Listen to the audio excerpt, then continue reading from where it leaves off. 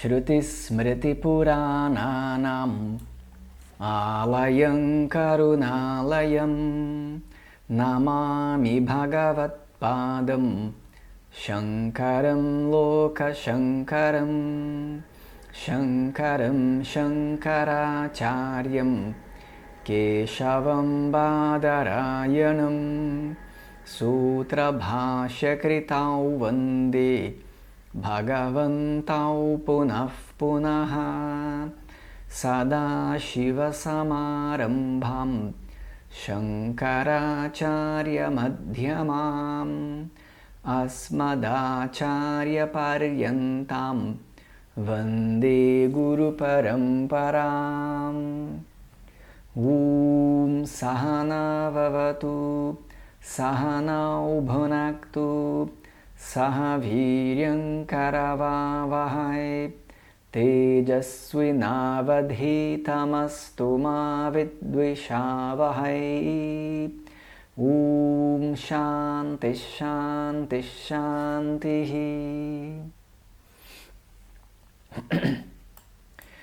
ॐ स्वस्ति प्रजाभ्यः परिपालयन्तां न्यायेन मार्गेण महीं महिषाः गोब्राह्मणेभ्यः शुभमस्तु नित्यं लोकाः समस्ताः सुखिनो भवन्तु काले वर्षतु पर्जन्यः पृथिवी सस्यशालिनी देशोऽयं क्षोभरहितः ब्राह्मणाः सन्तु निर्भयाः सर्वेषां स्वस्तिर्भवतु सर्वेषां शान्तिर्भवतु सर्वेषां पूर्णं भवतु सर्वेषां मङ्गलं भवतु सर्वे भवन्तु सुखिनः सर्वे सन्तु निरामयाः सर्वे भद्राणि पश्यन्तु मा कश्चित् दुःखभाग् भवेत् असतो मा सद्गमय तमसो मा ज्योतिर्गमय मृत्योर्मा अमृतङ्गमय ॐ पूर्णमदः पूर्णमिदं पूर्णात् पूर्णमुदच्यते पूर्णस्य पूर्णमादाय पूर्णमेवावशिष्यते ॐ शान्ति शान्ति शान्तिः।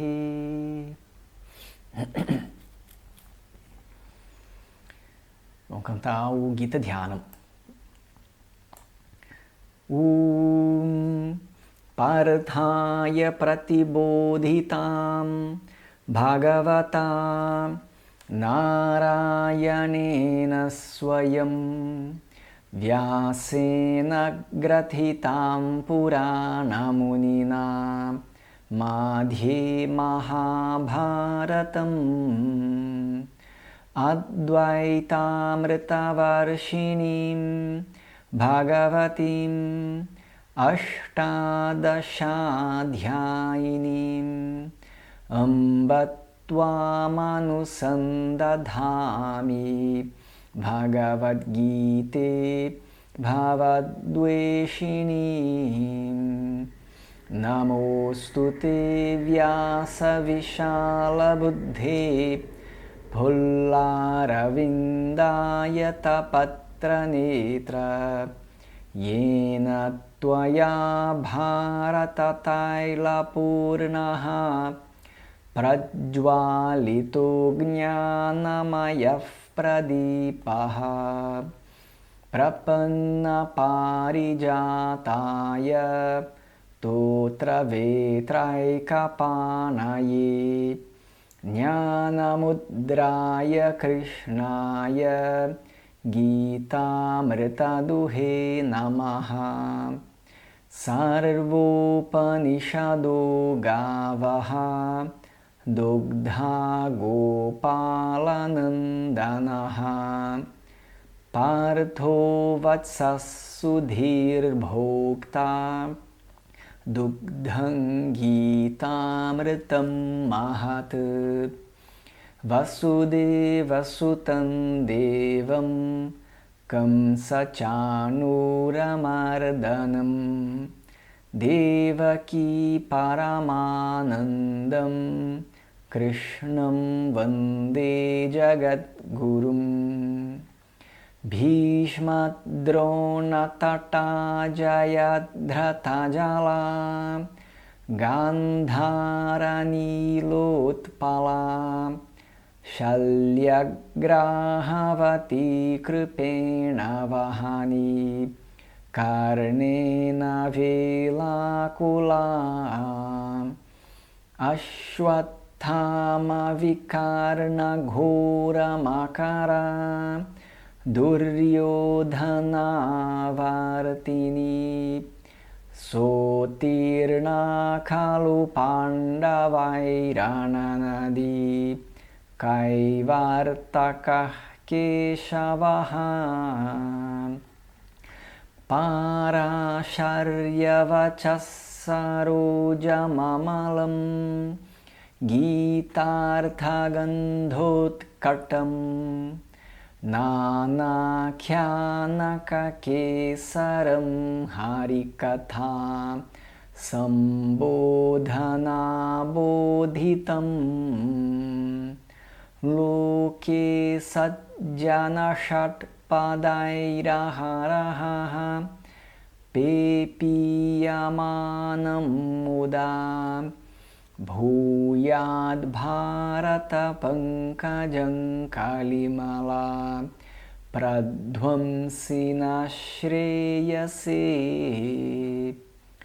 Mukam Karoti Vachalam Pangum Langhayate Girim Yat Kripatamaham Vande Paramanandamadhavam Yam Brahma Varunendra Rudra Marutaha Stunvanti Divyai Stavaihi Vedai Sangapadakramopanishadaihi Gayanti Yam Samagaha Dhyanavasthita tadgatena manasa Pashyanti yang yoginaha Yasyantanna vidussura suraganaha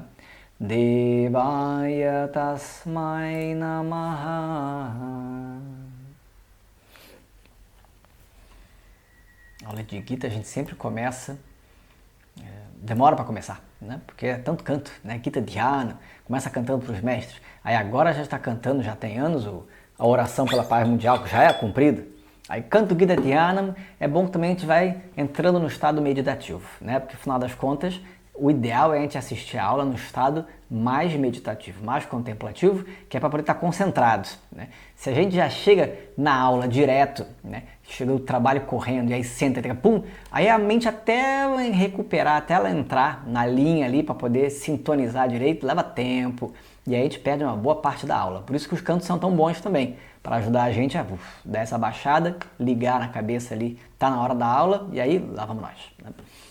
Então a Gita realmente tem, Gita Dhyana me ajuda muito nisso. Bom,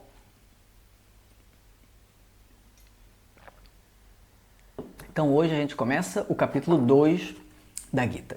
A gente terminou no mês passado o capítulo 1 e então agora realmente a gente começa o capítulo 2, o ensinamento da Gita. É claro que no capítulo 1 a gente aprende muita coisa no capítulo 1, mas o ensinamento de fato ele começa no capítulo 2, mais precisamente no verso 16, então ainda vai levar um tempo para começar, né? Ainda tem os versos iniciais ali do capítulo 2, antes de realmente entrar no ensinamento. Que ensinamento é esse? A gente viu também quem estava no capítulo 1, né? A gente viu que a gente encerra os capítulos com um canto final, né? Om Tat Sat. iti Srimad Bhagavad Gita Su Upanishatsu Brahma Vidyayam Yoga Shastre, etc. Srimad Bhagavad Gita Su, nessa Srimad Bhagavad Gita, essa Bhagavad Gita que é Srimad. Srimad, Shri é riqueza, Srimad é aquele que possui toda a riqueza, quer dizer, ela é grandiosa, ela é gloriosa. O que ela não traz? Ela traz uma bênção maravilhosa. Por quê? É por causa do assunto dela. Qual é o assunto da Bhagavad Gita? Upanishatsu Brahma Vidyayam. Ela tem valor de Upanishad. Upanishad, qual é o tema das Upanishads? É o tema dos Vedas. Brahma Vidya, o conhecimento de Brahman. E a gente tem que entender depois o que é Brahman, ok? Mas fundamentalmente o que significa Brahman? Brahman é só um nome que a gente dá para aquela plenitude que a gente busca. É o desejo ser um ser pleno, completo, satisfatório, suficiente. É isso que a gente busca. Então a gente busca Brahman. É isso que é dito. E aí como é que a gente alcança Brahman? Brahma Vidya é através do conhecimento de Brahman. Por quê? Porque fundamentalmente você já é livre de limitação. Você só não sabe. Esse é o tema. Esse é o tema das Upanishads, é o tema do Veda de maneira geral e também é o tema da Bhagavad Gita, o tema principal da Bhagavad Gita. Por que a Gita tem como tema principal Brahma Vidya?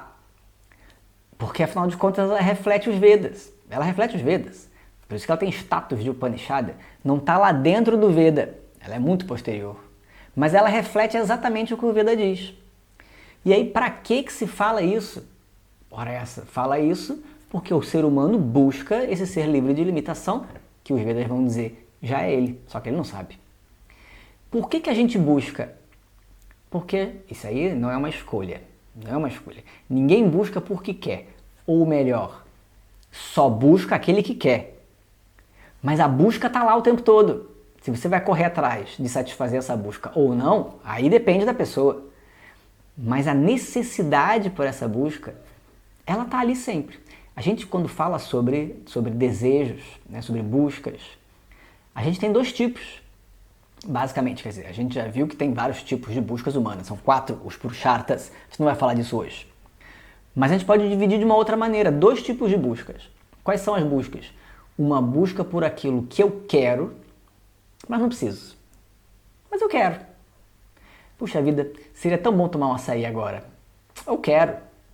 Mas eu preciso do açaí? Não, não preciso. E se não tiver açaí? Ah, tá bom, eu vou comer outra coisa. Não é uma necessidade, é um querer, é um desejo. Por quê? Porque é agradável, porque eu tive interesse. E aí, puxa vida, é tão interessante, por que não? Isso é uma coisa. Outro tipo de desejo é aquele desejo que é uma necessidade. Eu não tenho escolha em relação a esse desejo. Eu me vejo envolvido na busca por esse desejo e eu não consigo me desvencilhar dela, porque eu preciso daquilo, é uma necessidade. Você está com fome. Ah, não, eu resolvi abrir mão de ter fome. Não existe isso, não funciona. Eu estou com desejo de comer porque eu estou com fome, mas se não tiver comida, tudo bem, não tem problema não. Tem sim, claro que tem problema. Você vai ficar com fome, você vai começar a passar mal, vai ter dor de cabeça, o seu corpo vai começar a ficar doente. Claro que é um problema. É uma necessidade. Você tem que correr atrás dela. Você não consegue abrir mão dela. Você não pode abrir mão dela. Então, 2 tipos de desejo a gente pode separar. O desejo que eu quero, mas não preciso, e o desejo que eu quero e preciso.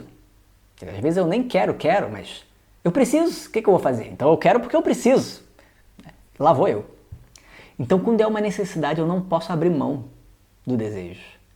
Quando não é uma necessidade, eu posso abrir mão, eventualmente. Ah, tudo bem, quer saber? Vai dar muito trabalho também. Também isso eu não quero. Eu quero muito o resultado, mas eu não quero ter o trabalho. Então eu abro mão do resultado. Tá bom, é uma escolha.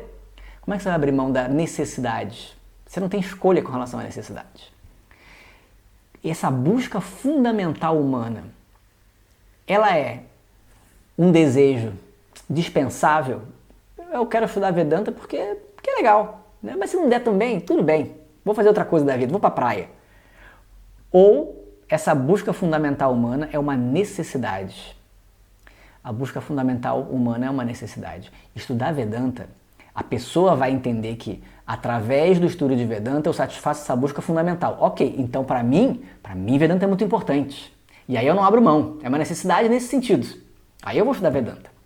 Estudar Vedanta não é uma necessidade, porque ninguém vai buscar Vedanta por Vedanta. A gente vai buscar Vedanta pelo que Vedanta me oferece.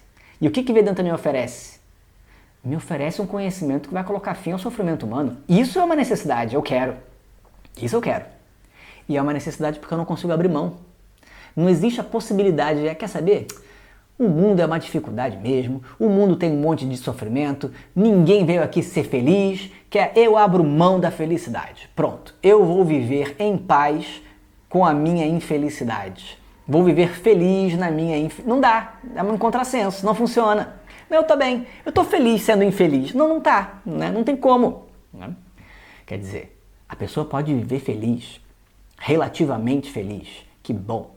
A gente também, quando fala sobre Vedanta, a gente não cria demanda. Isso também é muito importante. Glória a Di e Swami Dayananda sempre disseram isso. Vedanta diz, existe um problema fundamental humano por detrás das alegrias e tristezas. Não importa, a gente carrega.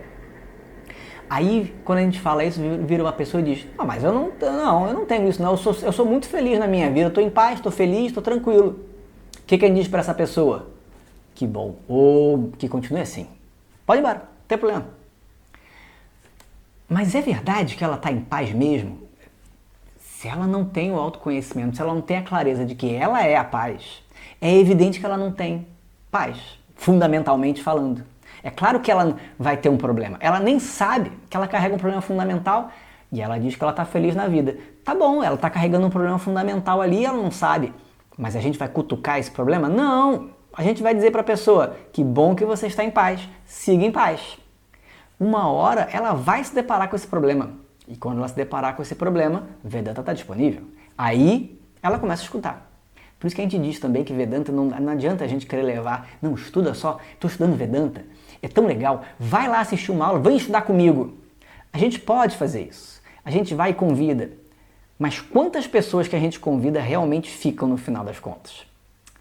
Se a gente conseguir uma, duas, é muito, é demais, é raríssimo você conseguir. Por quê? Porque nem todo mundo está interessado, e tudo bem não estar interessado, tudo bem, não está interessado, não estuda. Vedanta não é algo a se estudar só porque é legal, só porque é interessante. Não é. Vedanta só vai fazer sentido se bater nessa busca fundamental. E se essa busca fundamental estiver evidente para mim. Se ela está clara para mim, opa, isso aí é muito importante. Vou ficar, vou estudar mais. Porque isso me dá respostas que eu estou buscando. E aí se torna relevante. Agora, se eu não vejo esse problema fundamental e não entendo como é que Vedanta pode me ajudar, Vedanta não vai ajudar em nada, realmente, porque eu não estou vendo qual é o problema que Vedanta pode solucionar, vou fazer outra coisa da vida. Tem muito problema na vida, problemas prementes e evidentes.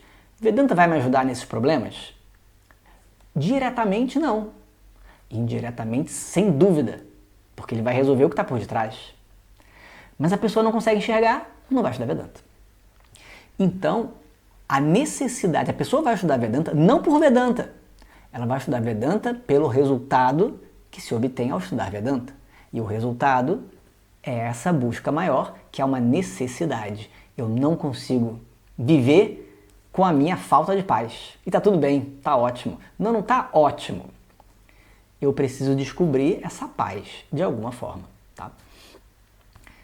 Então, Brahma Vidya é esse tema principal da Gita. Ela vai dar essa resposta para essas pessoas que querem escutar, que têm interesse nessa resposta. Se não tiver interesse também, evidente, não vai fazer sentido. Esse é o tema maior, tá? Que é o tema que resolve o problema fundamental humano. Todas as buscas humanas vão estar, em última instância, penduradas nessa, muito importante. Esse é o objetivo último dos Vedas, portanto da Gita também. Mas não é só isso. O verso diz, Srimad Bhagavad Gita Su Upanishadsu Brahma Vidyayam Yoga Shastre. Yoga Shastra. A Gita também tem valor de Yoga Shastra, um texto que fala sobre yoga. Yoga a gente tem que entender bem, não é Hatha Yoga. Hatha Yoga é uma parte específica de uma vida de yoga. Quer dizer, pode pertencer a uma vida de yoga, pode nem pertencer. Se a pessoa só vai na aula de yoga, só faz a prática de yoga sem fazer mais nada, sem se concentrar, só como um exercício, vai embora e nunca mais pensa sobre isso, yoga mesmo ela não está fazendo. Está fazendo uma prática indiana, que está da tradição do yoga. Mas yoga não é só a postura. A postura é a ponta do iceberg. Não necessariamente tem que ter a postura, inclusive. Quanta gente não vive uma vida de yoga e nunca fez um Shirshasana é um pouco ousado também. Quantas pessoas também nunca fizeram Shirshasana? A pessoa nunca fez Shavasana na vida. Nunca fez, né? Quer dizer, indiretamente quando vai deitar na cama. Mas aí não é Shavasana. Aí não é Shavasana. Shavasana é outra coisa. A pessoa pode não fazer nenhuma postura e ainda assim viver uma vida de yoga. Por que é uma vida de yoga? É isso que é yoga. O que está na Gita é yoga. Uma vida de disciplina, uma vida de coerência, dentro do qual esse conhecimento, Brahma Vidya, se torna possível.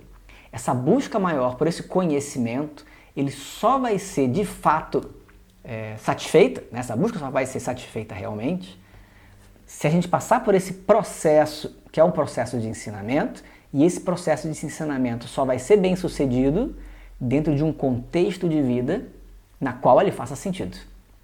Que contexto é esse? Não precisa estar na Índia, não precisa saber falar sânscrito necessariamente, não precisa nada disso. Pode viver a vida que a gente leva, mas mudar algumas coisas. O que é mudar? Não é necessariamente abrir mão de algo. A gente também não diz para abrir mão de nada.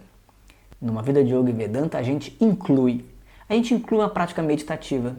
A gente inclui um canto de mantra. A gente inclui Ishvara na vida. De alguma forma, uma oração, um nascer do sol, você vai lá e faz uma saudação para o sol. Alguma coisa, a gente inclui. Se no meio do caminho a gente descobrir que na nossa vida tem coisas que vale a pena abrir mão, que eu não quero mais, aí você abre mão. Mas aí é você que está decidindo. Não é a tradição que diz você deve ou não deve, você não deve fazer isso. A tradição vai ter vários, faça ou não faça. Mas é para a gente meditar, não é para a gente seguir cegamente. É inútil seguir uma lista de regras cegamente. A gente precisa entender. Ah, mas aí a pessoa não pode comer carne. Ah, por que não pode comer carne? Tem que ser refletido sobre isso. É claro que pode comer carne, não é uma questão de poder ou não poder, você que tem que decidir. Faz sentido ou não faz sentido na minha vida? O que está por detrás? Qual é o valor? Por que não se come na Índia? O que está por detrás? Aí, como fruto do entendimento, aí eu vou ver como é que eu vou aplicar isso na minha vida. Tem um valor por detrás para a não violência. Como a não violência se aplica na minha vida? Depende. Depende. Isso é uma sabedoria. Poder entender o valor, assimilar o valor e ver como é que eu aplico na minha vida, isso é uma sabedoria. E não ficar preso num conjunto de regras. Então, como é que eu faço? Eu não preciso tirar nada necessariamente. Se eu descobrir que é melhor tirar alguma coisa, eu naturalmente vou abrir mão. Se não, não. Eu incluo.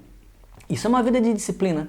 E o que vai me trazer uma vida de disciplina? Vai me trazer maior coerência, vai me trazer maior capacidade de entender o que acontece na minha própria mente, como é que eu funciono, o que eu quero. Tudo isso eu vou descobrindo. Vou descobrindo o que é o melhor para ser feito. Eu vou ganhando uma liberdade nas ações, uma clareza de mente. Isso vai se refletir em todas as áreas da minha vida, nos relacionamentos, nas minhas decisões. Só isso aí já é maravilhoso, mas uma mente relativamente coerente, relativamente em paz, porque isso tudo vai me trazer uma certa paz, eu vou ganhar uma objetividade, eu vou conseguir lidar melhor com as situações da vida. É evidente que isso vai me trazer uma certa satisfação, uma certa paz. E aí, a partir disso, com uma mente dessa, a pessoa vai estudar Vedanta e certamente ela vai entender. Em algum momento, quanto tempo vai levar, a gente não sabe. Mas ela vai entender, ela vai entender. E ela vai entender que, na verdade, a paz que eu busco não está na aquisição de nada. Está, na verdade, na minha própria natureza, eu descubro. Isso é a paz absoluta. Por isso que Brahma é traduzido muitas vezes como o absoluto.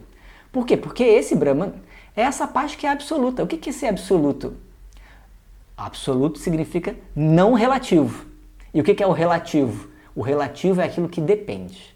Às vezes está, às vezes não está. Às vezes eu estou em paz, às vezes não estou em paz. Isso aí é relativo. A gente adquire uma paz relativa no mundo. Um tanto. E aí vem e vai. E a gente, ok. Mas eu quero não é essa paz que vem e vai. Eu quero uma paz que seja total, definitiva. Que não tenha fim e, portanto, ela não pode ter começo. E essa aqui é a grande questão. Se ela não tem fim, ela não tem começo. Se ela não tem começo, como é que eu começo? Como é que eu encontro? Como é que eu me torno um ser completo em paz? Não se torna. Não tem começo. Você não pode começar hoje a ser um ser completo. Ontem eu não era. Mas agora eu me transformei num ser completo. Impossível! Por isso que a gente diz, não tem início, não tem fim, portanto não pode começar agora. E a única possibilidade então é você já ser.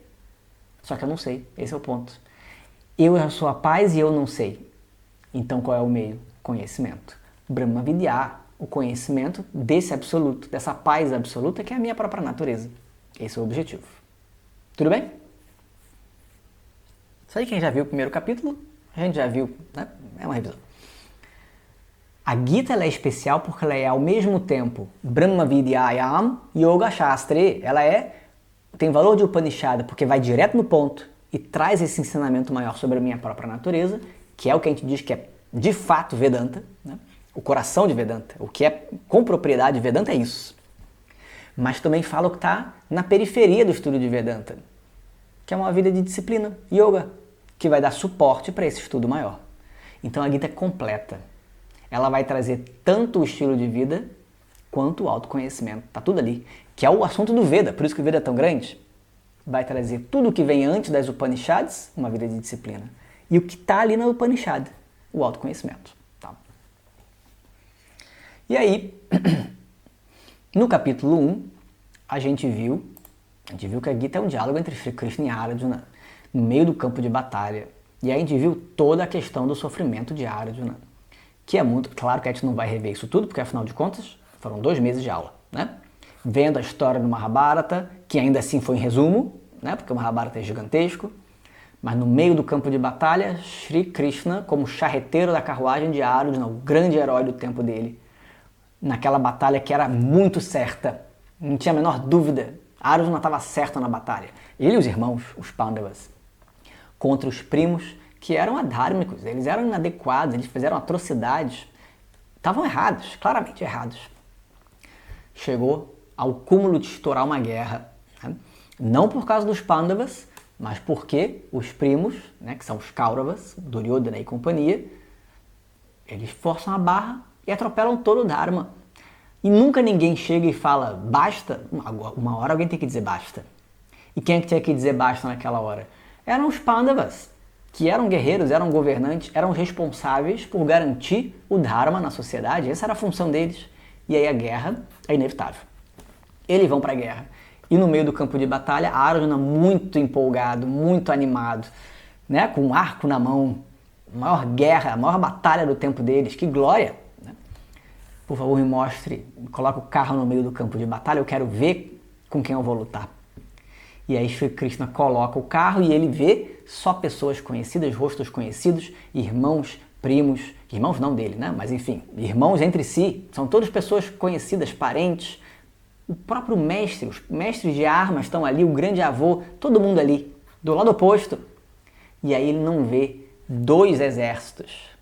Ele vê, na verdade, uma grande família que está ali como que implodindo. Que péssimo, né? Realmente terrível. Não tem um lado A e um lado B, e o meu lado está certo e o lado oposto está errado. E agora eu vou para uma batalha maravilhosa. Não! Não tem lado, não tem lado. É uma tristeza. Como que eu vou para cumprir aquilo que me cabe?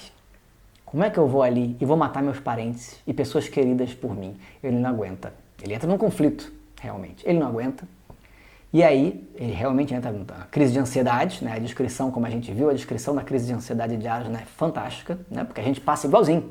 A boca seca, começa a tremer, aí não consegue mais segurar o arco, ele cai no chão, ele fica nervoso, começa a falar sem parar.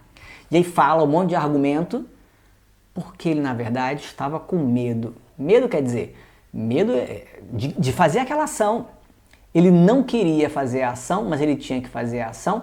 E aí qual é a solução? A solução, na verdade, é ir embora, é fugir. Né? É isso que ele quer. E ele argumenta argumentos maravilhosos, só que todos falsos. Verdadeiros individualmente, absurdos no contexto de Arjuna. E ele começa a justificar o injustificável. Nós vamos estar errados. Para que a gente quer matar essas pessoas? Para quê? Para um punhado de terra? Verdade, lindo o argumento. Mas não cabe, olha só tudo que aconteceu antes, a história inteira do Mahabharata antes, para culminar naquilo. Agora vai dizer aquilo, é inapropriado. Não é isso que está acontecendo. Vocês estão indo lá matar os parentes para conseguir a riqueza deles. Não é isso que está acontecendo. É outra coisa. Mas ele começa a criar argumentos para poder se segurar na confusão dele, porque ele perde o chão. E aí ele só vê perda. A grande questão é que ele só vê perda. A gente, na verdade, terminou o capítulo com ele muito chateado, muito triste, muito sem saber o que fazer. Ele fica falando um monte de argumento, querendo que Shri Krishna dê alguma resposta, e Shri Krishna não dá resposta nenhuma, nem positiva nem negativa, né? Fica ali com aquela cara impassível, e aí, imagina, coitado do Arjuna, que angústia. Ele querendo alguma coisa, né? Me dá alguma coisa pelo menos. E Shri Krishna deixa ele falar. Perdão. Porque nessa hora, é melhor a pessoa deixar a pessoa falar mesmo, ela está muito confusa, ela não vai escutar nada. Ela está tão confusa, deixa ela gastar. Vai, gasta, não é nem gastar o latim, nesse caso é gastar o sânscrito. Vai gastando o sânscrito, vai, né? Porque aí tá falando sânscrito. Vai gastando o seu sânscrito aí. Chega uma hora que ele sossega, né? E de tanto falar também, falar gasta ar, né? É uma respiração, tem que ter um pranayama ali, né? A pessoa tem que saber respirar para poder falar durante muito tempo. Vai falando, e daqui a pouco a cabeça começa a ficar meio vazia. Por quê? Não é por falta de palavra, colocou tudo para fora. Não necessariamente, é porque colocou tanto ar para fora que chega uma hora que a cabeça começa a ficar meio... Pronto. Então agora você já deu uma acalmada. Falar acalma por isso também, né? Acaba acalmando. E aí a pessoa fica meio sem saber o que dizer, não tem mais o que dizer. Ótimo, agora você vai poder me escutar. Shri Krishna está esperando esse momento. Esse momento não chegou no capítulo 1, né? Não chegou. Vai chegar no capítulo 2. O capítulo 1 termina com Arjuna finalmente parando de falar. E ele simplesmente senta no chão, larga a Gandiva, que é o arco dele, e ele está decidido a não lutar. Ele não vai lutar, está decidido. Né? Por outro lado, ele não vai embora simplesmente. Ele não diz para Shri Krishna, retire meu carro daqui, vamos embora. Se ele tivesse convicto de que não era para lutar, ele teria dito isso, pensando bem, Shri Krishna. Não é para lutar. Vamos embora. Ele não faz isso. Ele tem realmente um ataque. Fica no chão e aí, no fundo, ele sabe que ele não deve ir embora. Ir embora é abandonar os irmãos. Ir embora é abrir mão do Dharma. Ele não pode fazer isso. Ele não pode fazer isso. Ainda mais depois de tudo que aconteceu. Mas ele não tem a coragem e a vontade, a disposição de fazer o que cabia a ele. Porque o que cabia a ele naquele momento era muito doloroso. E é entendível, totalmente compreensível. Só que aí com isso, ele trava. Né? E agora? E agora? Então o capítulo 1 termina dessa forma. Tá? O capítulo 2, ele vai começar ainda com esse diálogo. Né? Shri Krishna ele vai questionar a Arjuna. O que é isso? O que você está fazendo? Né? Como assim? Né? O que é um choque para Arjuna, porque ele esperava que Shri Krishna ia dizer que sabe, olha só como alcançou maturidade, você realmente é um grande sábio. E aí não, a gente vai ver, não vou ficar dando spoiler também, mas enfim, a Gita não é um filme que saiu agora, um livro que saiu agora, é um livro muito antigo, né? Então também não tem muito essa questão de spoiler. Mas, sem entrar muito nos meandros, para não estragar também o andamento da Gita, é isso que vai acontecer, né? Ele vai questionar a Arjuna, e aí a Arjuna vai fazer o movimento dele. E esse movimento dele é o grande movimento de Arjuna, que se justifica a partir do entendimento do capítulo 1. Né? O capítulo 1 vai conduzir toda a situação, o sofrimento de Arjuna, até aquele momento que Arjuna vai ter um choque escutando Shri Krishna. Porque Shri Krishna não vai concordar com os argumentos dele. E ele não vai entender. Né? E aí, quando ele não entende e não sabe o que fazer, ele já usou no capítulo 1, ele vai usar de novo o termo Shreyas. Ele fica sem chão, ele não sabe mais. Se você está dizendo para mim que eu estou errado de alguma forma, e eu não sei nem como, então, Shri Krishna, você deve saber melhor do que eu. Por favor, me ensine, porque eu já não sei mais. O que é Shreyas? O que é o melhor? O que é esse bem maior? Eu achava que era cumprir o meu papel. Eu achava que era, olha só, né, defender as pessoas, defender o Dharma, ir numa guerra justa. Só que nessa guerra que é a maior batalha de todas, a mais justa de todas, não tem nem a menor dúvida que a gente está do lado certo. Não tinha, pelo menos até então, ele está confuso agora. mesmo nessa batalha gloriosa, eu não vejo a possibilidade de ser feliz em nenhum resultado possível.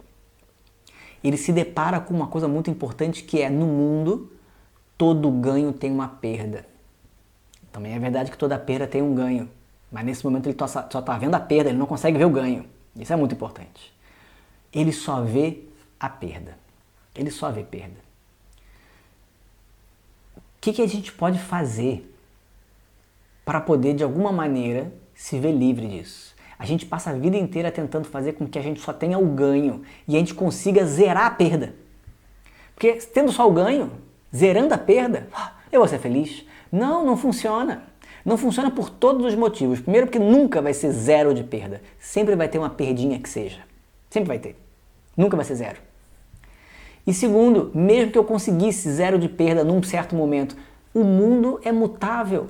No instante seguinte, aquilo muda. E aí, esse ganho já não é suficiente. Eu vou ter que ganhar de novo. Esse ganho, ele tem prazo de validade. Não vai me satisfazer para sempre. Então, sempre tem ganhos e perdas, e eles não são eternos. Que bom que a perda não é eterna, mas que ruim que o ganho não é eterno. E é nisso que consiste a ilusão, porque a pessoa fica pendurada na busca de um ganho total, que nunca vai chegar. Quando consegue um ganho, acha que vai durar para sempre, não vai, ele vai acabar. E quando ele está na perda, ele não para perceber que a perda também vai acabar. E ele fica miserável na perda, achando que a perda vai durar para sempre. Não vai. Mas ele não sabe disso. Ele está tomado de perda, tomado de dor e sofrimento. E aí ele fica oscilando entre os altos e baixos, na ilusão. O tempo todo na ilusão dos extremos. E aí quando é que ele vai ter um tempo de parar e pensar sobre esse problema? Ele está muito ocupado tentando agir no mundo para poder sair dessa dicotomia de ganhos e perdas alternantes. Isso não vai acontecer. Porque o mundo é caracterizado por essa alternância de ganhos e perdas. E essa relatividade. Sempre tem os dois. Essa é a ilusão. Quanto mais rápido a pessoa se der conta de que o mundo é assim e vai ser sempre assim, mais rápido ele vai se deparar com um problema fundamental humano, que é o que acontece com Arjuna nesse momento.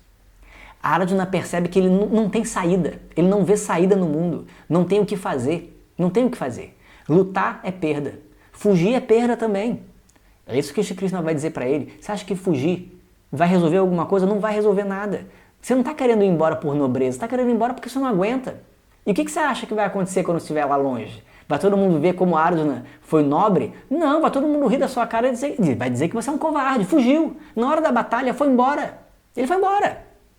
Como é que você, o maior herói de todos, vai suportar o resto da sua vida com isso? A maior vergonha? Não vai. Qual é a solução? Não é nem lutar, nem fugir? Então eu não sei qual é a solução. E aí ele se depara com um problema que é, tudo bem, vai ter perdas e ganhos sempre. Ponto. E agora? O que eu quero é estar livre das perdas e ganhos. Livre das perdas, mas livre da necessidade de ter um ganho também. Porque eu fico correndo atrás dele o tempo todo. Como é que eu consigo me ver livre? Eu quero estar em paz. É isso que eu quero. Deixa os altos e baixos, os ganhos e perdas virem, não tem problema. Se eu estiver livre dos ganhos e perdas, o mundo pode ser assim, não me importa, porque eu não vou ser afetado pelos ganhos e perdas. Como que eu posso ficar livre, passar através dos ganhos e perdas, livre? Isso é o que eu busco. Isso é Shreyas, o bem maior. E aí ele pergunta, então, como é que eu faço, Shri Krishna? Eu quero estar livre. E isso é o problema fundamental, mano. Então, é a grandeza de Arjuna é sair do problema dele, que é só dele. É o problema relativo do tempo e espaço dele, da pessoa de Arjuna. Ufa, a gente não tem o mesmo problema dele. Né? Lutar contra parentes, ter que matar parente, que bom, né? Não é o nosso caso. Esperamos todos que nunca aconteça isso. Então, por que é relevante a Gita se eu não estou na situação de Arjuna? A situação de Arjuna é relevante por causa desse pulo do gato que ele vai fazer. E vai chegar no mesmo problema que eu tenho. Eu me vejo infeliz o tempo todo. O mundo não é suficiente. Como que eu posso estar em paz sendo essa pessoa que eu sou nesse mundo que é limitado? Esse é o problema fundamental humano. E para esse problema, Shri Krishna vai começar a ensinar. Porque Arjuna se coloca como discípulo. Eu me coloco como discípulo, como aluno. Por favor, me ensine. E era esse momento que Shri Krishna esperava. e aí ele dá um sorrisão, né? Fica implícito o sorriso de Shri Krishna, mas definitivamente ele devia estar sorrindo nessa hora, porque era isso que ele queria. Foi ali, ele conduziu a situação para Arjuna chegar nesse momento. E aí o ensinamento começa lá no verso 16. E o que ele vai dizer? A gente vai ver, claro, né? Mas a palavra que ele usa, Ashochyana, Ashochyana é o seu sofrimento é ilegítimo. O sofrimento em si, a gente nunca pode dizer que o sofrimento em si, mas a pessoa está sofrendo, mas é besteira. Nunca a gente pode dizer que o sofrimento de alguém é uma besteira, não importa qual seja o motivo. Sofrimento é sofrimento. O que Shri Krishna está dizendo é, a causa do sofrimento é indevida. O sofrimento, tudo bem, a gente se compadece, a gente tem empatia, sofrimento é sofrimento. Mas qual é a causa? A causa é ilusória, a causa é aparente. Você está sofrendo porque você acha que esse mundo é muito real e você acha que você é muito limitado. É claro que você vai sofrer, só tem um detalhe. Isso é tudo aparente, não é verdade. Você está por detrás. Existe um eu que é completo por detrás, que precisa ser descoberto, diante do qual tudo isso é relativo, é aparente, é ilusório. Portanto, o seu sofrimento tem como causa uma confusão, uma visão equivocada. Você precisa de um conhecimento claro sobre quem você é, sobre a natureza do universo. Esse é o tema de Vedanta. Tá? Ele vai falar sobre o ensinamento, e essa que é a grande questão, o capítulo 2, ele é o segundo maior capítulo da Gita. Ele só perde em tamanho para o capítulo 18, que é o último, né? Por isso que ele acaba sendo maior. Mas o capítulo 2, desculpe. O capítulo 2 ele é grande porque ele é a essência da Gita inteira. Toda a Bhagavad Gita está concentrada no capítulo 2, o ensinamento. Né? A Gita não está concentrada no capítulo 2, estamos 18. Mas o ensinamento da Gita está inteirinho no capítulo 2. Por isso ele acaba ficando grande. Mas se está tudo no capítulo 2, por que vai até o 18? Porque a Arjuna, diferente dos alunos das Upanishads, que são alunos muito brilhantes, muito safos. Aí a pessoa fala, o professor vai lá e dá um ensinamento todo cifrado, que a gente fica olhando como é que é, e o aluno fala assim, obrigado mestre, eu entendi. Acabou o Upanishad. Você fala, é por isso, a gente leva, às vezes, fininha o Upanishad, a gente passa quantos meses estudando? Na quinta-feira a gente tem estudado os Upanishads. Uma Upanishad às vezes fininha, a gente passa meses estudando, meses. Mas por que isso é tão fininha? Ela é fininha porque o diálogo lá atrás, milênios atrás, era de um professor muito bom com um discípulo brilhante. O professor falou um pouquinho, o aluno já entendeu, acabou. A gente não é assim. A gente precisa de mais tempo. E aí, porque a gente precisa de mais tempo, o que a gente tem que fazer? Elaborar, mastigar. E lá vai o professor mastigando, e a gente ouvindo. Meses de estudo. E ainda assim, às vezes é complicado, né? O Upanishad, muito cifrado. A Arjuna não é esse discípulo. A Arjuna é mais parecido com a gente. Ele escuta o capítulo 2 da Gita inteirinho. E no final ele vai dizer, como é que é? Não, mas vamos embora, não é? Não é isso? Não é o conhecimento? Você falou que o conhecimento é a solução. Vamos estudar. Por que você quer que eu vá lutar? Não, então não é lutar, é estudar. Não entendeu nada. Não entendeu. E porque ele não entendeu, aí Shri Krishna volta a explicar. Ele é um professor muito paciente, ainda bem. E aí o capítulo 2 se desdobra em 18. Mas do 3 ao 18 só existem porque a Arjuna não entende o capítulo 2. Mas em tese o capítulo 2 tem tudo, já está tudo lá. Ele é que não entendeu. Tá? Então o capítulo 2 é muito importante, muito especial por isso. Está tudo ali. A essência da Gita inteirinha está ali dentro. Brahma Vidya, Yoga Shastre, uma vida de yoga, está ali dentro. Tá? Tudo bem? Porque a essência da Gita está ali. A essência da Gita é a essência dos Upanishads, que é a essência dos Vedas.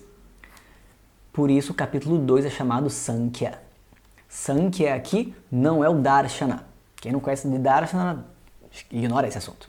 Mas quem já ouviu falar de Darshanas, né, Sankhya seria um dos Darshanas. E aí as pessoas falam, então Sankhya, tá vendo? O capítulo 2 é chamado Sankhya. Quer dizer então que não tem nada a ver com Sankhya Darshana. Sankhya significa conhecimento. É um dos significados de Sankhya. Tá? Por isso que o capítulo 2 é chamado Sankhya. Por quê? Porque o tema é o conhecimento da Gita. É o conhecimento principal, tá ali. Tá? Esse é o tema. Tudo bem? Shri Krishna vai dizer todo o ensinamento, vocês vão ver, é muito profundo realmente, como profundo não só o que Shri Krishna diz, é evidente, é Vedanta, afinal de contas, mas como ele elabora, como ele explica, é magnífico. Realmente Shri Krishna ele é doce, né? Ele é conhecido por ser doce, ele é encantador, ele toca a flauta dele, tem o pavão, ele é encantador. As palavras são encantadoras, a Gita é encantadora, toda a Gita é encantadora. E a forma como ele ensina é realmente incrível, né? Então, ele vai direto no assunto. Pum, começa o capítulo 16, ele vai direto. Ele vai falar sobre a natureza da existência, aquilo que é real, aquilo que é não real, aquilo que existe, aquilo que não existe. O que é a existência, o que é a não existência. Ele vai direto no assunto, ponto. Passa rápido na cabeça de Arjuna. Arjuna não pega, ele não vai pegar. Mas ele fala versos e mais versos. Pum, a essência está todinha ali. E aí, Arjuna fica encantado, mas não entende. E aí ele vai pedir, tá bom, mas então fala sobre o sábio. Quem é esse que é o sábio? Shri Krishna vai falar sobre o sábio. E é importante por quê? Porque o sábio vai apontar, não é o sábio, a gente vai ficar olhando para quem é o sábio, não é isso. O sábio não é para ficar identificando quem é sábio e quem não é. Ridículo. Quando ele diz o sábio é aquele que obteve o conhecimento. E, portanto, acaba servindo de parâmetro, tanto para a gente entender o que eu preciso para ter o conhecimento que o sábio já alcançou, como para poder entender também qual é o resultado desse conhecimento. Olha só o sábio. O sábio está ali vivendo, estabelecido nessa visão, e, portanto, ele está em relativa paz. Relativa paz. Na vida, ele está, na verdade, está na paz absoluta, é a natureza dele. Esse é o fruto, esse é o resultado. Então, ele fala sobre o sábio. Ele vai passar um tempo falando sobre o sábio também, que é muito importante. E depois Shri Krishna entendeu, ele percebe que Arjuna não entendeu. Ele ainda não entendeu. E o que ele vai fazer? Ele vai falar de uma vida de yoga. A essência de uma vida de yoga, que basicamente é Karma Yoga. Quando a gente fala de uma vida de yoga, a gente tem basicamente duas qualificações que a gente precisa obter. A gente pode falar de várias qualificações, mas duas. Antarkarana Shuddhi, Antarkarana Naschalya. Depois a gente vai falar sobre isso. Antarkarana Shuddhi, depois eu vou falar sobre isso, significa dizer, eu não vou escrever no quadro não, né? Quando a gente chegar lá, de repente eu escrevo, mas não precisa. Antarkarana Shuddhi é uma mente clara, uma mente objetiva, que não fica fantasiando demais. Fantasiar demais, veja bem, a fantasia tem o seu valor e tem o seu lugar. Você vai escrever um livro, um romance, ótimo, vai fantasiar, vai brincar, vai jogar com alguém, vai brincar com uma criança, vai lá. A gente tem que fantasiar, fantasiar é maravilhoso, problema nenhum. O problema é, tem horas e horas, tem horas que a fantasia é péssima, porque ao invés de eu lidar com a pessoa que está na minha frente, eu estou lidando com a minha fantasia a respeito de quem é essa pessoa. Não é a pessoa. Eu estou lá fantasiando, projetando um monte de pessoas do meu passado ali, angústias do meu passado, tudo projetado na pessoa. Eu estou falando com a pessoa ou eu estou falando com os fantasmas da minha cabeça ali, né? Eu ia falar os fantasmas da minha voz, mas é engraçado que tem essa música, né? Eu sempre penso os fantasmas da minha avó, né? Não tem como, né? Os fantasmas da minha avó. Que coisa, né? Que coisa, não, da voz, né? Mas aqui nem voz nem a voz e nem a voz, é da mente, né? Quem são os fantasmas da minha mente? São as nossas angústias, são os nossos medos, são as nossas projeções internas, a gente guarda tudo isso. E é tanta confusão e é tanta projeção que ao invés de eu lidar com o mundo como ele é, eu estou lidando com a confusão na minha mente, um mundo projetado. O mundo que eu estou vendo é totalmente projetado. É uma ilusão, quer dizer, é uma ilusão dentro da ilusão, né? Porque Vedanta vai dizer que o mundo já é uma ilusão. Por quê? Porque existe uma base de realidade que você está ignorando por detrás. O eu é livre de limitação. O mundo é aparente. Mas mesmo o mundo aparente, ele tem uma objetividade. Ele tem uma realidade. Uma realidade que é compartilhada. Só é uma realidade relativa. Dentro dessa realidade relativa do mundo, ainda assim, pior, eu vou lá e faço as minhas projeções todas subjetivas. E aí eu vivo uma subjetividade em excesso. Porque eu não estou nem lidando com o mundo real na minha frente, o mundo objetivo. Como é que eu posso estudar Vedanta que vai questionar a realidade do mundo objetivo? O que está por detrás do mundo? Eu não consigo nem olhar para o mundo, eu estou olhando as minhas projeções. Então primeiro a gente tem que dar uma secada nessas projeções. A gente tem que poder lidar um pouco melhor com a nossa mente, para poder ver com objetividade. A pessoa está na minha frente, eu estou lidando com a pessoa, não estou lidando com as minhas projeções, eu estou vendo a pessoa. O que ela está me trazendo? Quais são as questões dela? Como é que é o nosso relacionamento? Aí eu tenho a disponibilidade de viver de fato as relações no mundo, viver de fato apreciando o mundo como ele é. E é isso que vai me permitir o questionamento de Vedanta. Qual é a realidade do mundo? Qual é a minha realidade? Aí Vedanta vai fazer sentido. Então toda uma vida de uma vida obtendo Antarkarana Shuddhi, uma mente clara e objetiva, que é essa que eu descrevi, e ao mesmo tempo Antarkarana Naschalya. Naschalya é uma mente que não balança tanto, ela não fica oscilando tanto. A mente vai oscilar, porque é da natureza da mente. Mas quando ela oscila, se eu oscilo junto, é um problema. Esse é o ponto. Porque a mente vai para onde ela quer, é uma mente totalmente indisciplinada, eu deixo a mente ir para onde ela quiser ir, lá vou eu seguindo a mente cegamente, eu estou cego. Eu não estou vendo o que está acontecendo. Quem que está no comando? A minha mente está no comando, não eu. Só aí a gente já tem uma coisa incrível, né?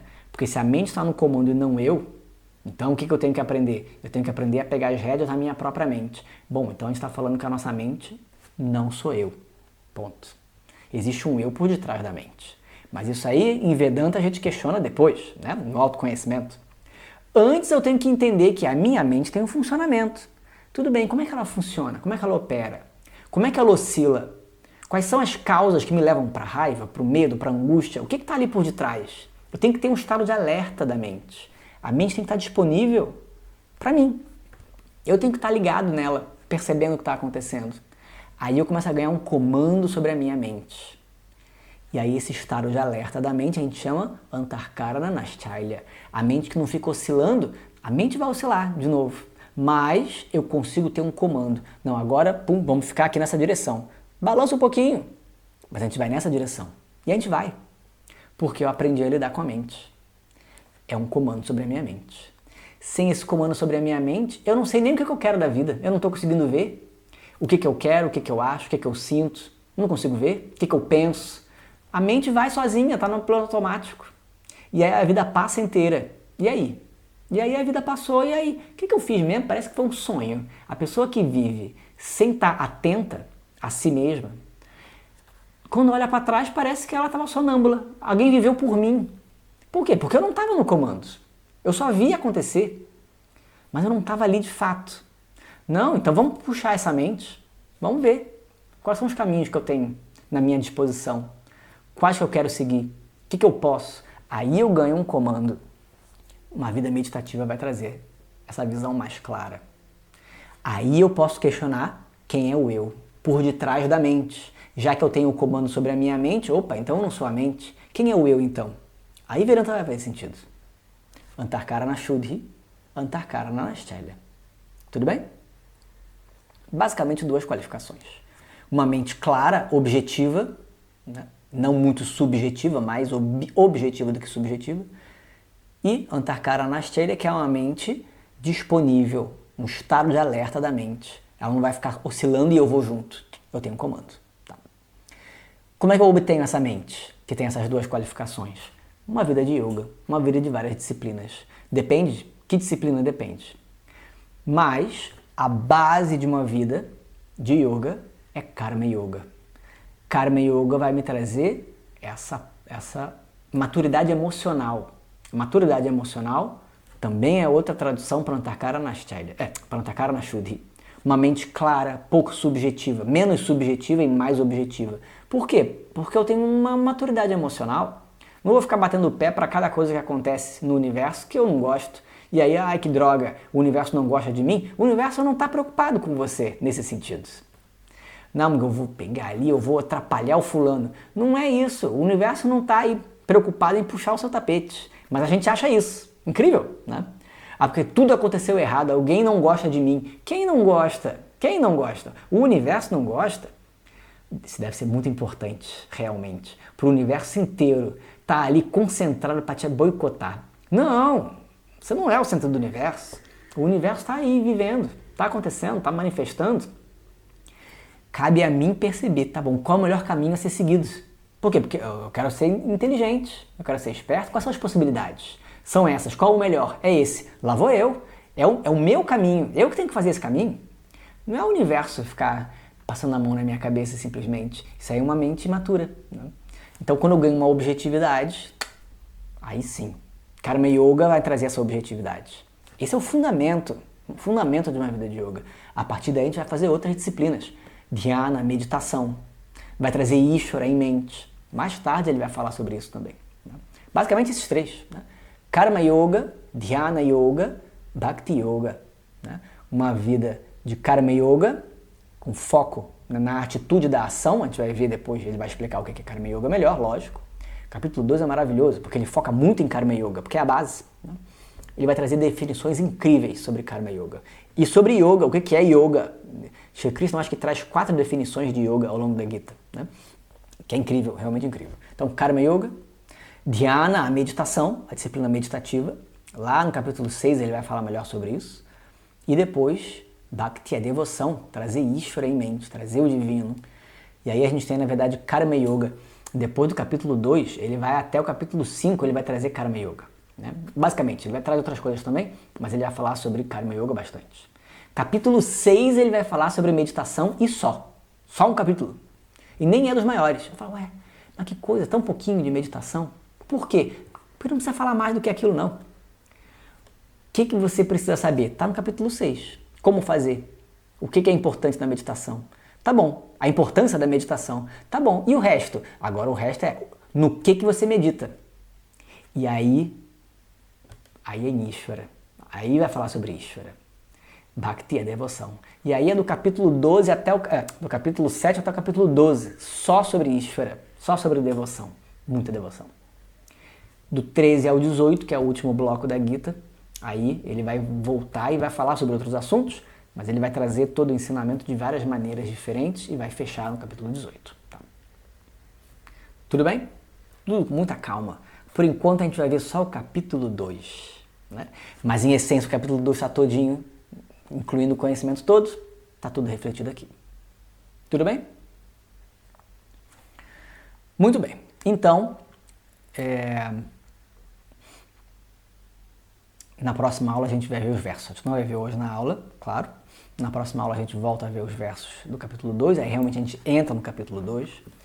Quem já fez o capítulo 1 é só continuar, né? A turma está aí, né? A gente está dividindo em capítulos só realmente, como eu disse, só para poder permitir outras pessoas entrarem na Gita. Como eu falei antes da aula e não estava na gravação, então eu repito agora na gravação, a Gita é um texto que se presta bem a você pegar o bonde andando, né? De todos os textos, tem texto que não dá. Entrar no meio de uma Upanishad, entra ali no meio de... A Chandogya Upanishad, que a gente está vendo na quinta-feira, você consegue ver um capítulo inteiro sozinho.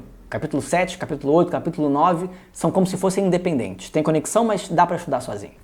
Mas dentro de um capítulo da Upanishad, você entrar no meio, não recomendo. Não recomendo, porque aí te sai biruta.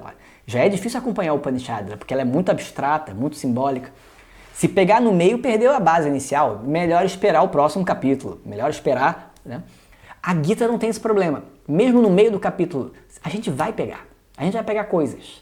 Não vai pegar tudo? Não. Mas como eu disse também, mesmo pegando no início, a gente não pega tudo mesmo. Tem que ouvir de novo. Então qual é a diferença? Vale a pena entrar. Ter a oportunidade de entrar na turma de Gita, entra. Se der para ser no início, melhor. Se não der, não se preocupe. Mas pelo menos no início do capítulo, então, a gente vai dividir em capítulos para permitir isso, para chamar. Ó, quem quiser entrar agora é uma oportunidade, entra. Né? Mas é o capítulo 2, eu perdi o capítulo 1. Se quiserem assistir o capítulo 1, as aulas estão gravadas. Eu não coloquei ainda na plataforma, mas a gente tem na plataforma a introdução à Gita, está na plataforma, quem quiser pode se inscrever para escutar. Acho que são 4 aulas, né? Foram 3 ou 4 aulas, já não lembro mais. Mas tem uma introdução à Gita, está lá disponível. Vou colocar o capítulo 1 disponível também. Quem quiser adquirir o capítulo 1 para poder assistir o capítulo 1, vai poder. Mas precisa, para poder escutar o capítulo 2, não é pré-requisito. Não é pré-requisito. Faz diferença, mas não é pré-requisito. Tá? Então quem não assistiu o capítulo 1, quem não assistiu a introdução ao capítulo 1, pode entrar agora no capítulo 2 e sem dúvida vai aproveitar, certamente. Eu lembro até hoje quando eu comecei a estudar Vedanta, quer dizer, quando eu comecei a estudar Vedanta mais ou menos. Eu comecei a estudar Vedanta foi com a professora Raquel Moschowitz, que é a professora de filosofia da UFRJ. Né? Eu estava fazendo física na época, Ludmilla na época era minha namorada, e ela estava fazendo história, e aí a gente descobriu que tinha essa disciplina eletiva de filosofia, que era História do Pensamento Oriental. Aí a gente ficou curioso, a gente estava estudando várias coisas na época, e aí era uma tal de Bhagavad Gita que ela estava dando o capítulo 2. Você não sabia o que era Bhagavad Gita, agora imagina. Num semestre ela deu o capítulo 2 da Gita, em pleno e fixo na faculdade da UFRJ, né, no centro da cidade. Tava lá, né? E aí, foi ali que a gente conheceu o Vedanta, e aí, maravilhoso. Ela deu o capítulo 2, não deu o capítulo 1, né? Ela deu o capítulo 2. Claro que ela deu um passando do capítulo 1 para fazer sentido, mas ela deu o capítulo 2. E aí a gente queria tanto que tinha a História do Pensamento Oriental 2, outra eletiva. A gente queria também. E a gente fez. Primeiro dia de aula, ela virou e falou, mas vocês de novo? Já viram? Né? E aí ela ficou um pouco assim, ela falou, olha, ninguém faz o 1 e o 2. As pessoas geralmente fazem ou o 1 ou o 2. E, portanto, o 1 e o 2 é sempre o capítulo 2 da Gita que eu dou. Mas agora que vocês estão fazendo também o 2, como é que eu vou dar o capítulo 2 de novo? Não dá. Então ela resolveu dar o capítulo 3 e 4. A gente foi abençoado com o capítulo 3 e 4. E aí quando estava no final, a gente falou, a gente quer mais, né? Cadê o resto? E ela falou, olha, eu não estudo, não dou mais. É isso que eu faço da vida, só isso. Né? Só dou aula disso da Gita aqui. Quer mais, vai estudar com a minha professora. Quem era a professora dela? A professora Glória. Estudou com a Glória Di. E aí ela nos levou, nos indicou para o Vidya Mandir. E aí quando a gente chegou lá e pediu para estudar com a professora Glória, a gente começou a estudar na turma de quinta-feira. Na época tinha turma quinta-feira no Vidya Mandir. Agora não tem mais. A gente começou a estudar na turma de quinta-feira e a gente entrou no meio. Nem lembro qual era o capítulo agora. Eu tenho anotado em algum lugar. Era, sei lá, capítulo 7, 8, 15, não lembro. Mas era super avançado o capítulo, estava lá na frente. Né? E aí, tudo bem. Pegamos o bonde andando e lá fomos nós. Né? E deu tudo certo. Tudo certo. Então a Gita dá para fazer assim, por isso então a gente está dividindo aqui em capítulos, tá? E aí quem não assistiu os outros cursos de Gita anteriores, né, os capítulos anteriores, capítulo 1 e a introdução, será bem-vindo mesmo assim. Tudo bem? Muito bem. Ufa! Então, paramos aqui hoje. Na aula que vem, então, a gente começa então o capítulo 2, vendo os versos. Om Purnamadav Purnamidam Purnat Purnamudachyate Purnasya Purnamadaya Purnameva Vashishyate Om Shanti Shanti Shanti Harihi Om Shri Gurubhyo Namaha Harihi Om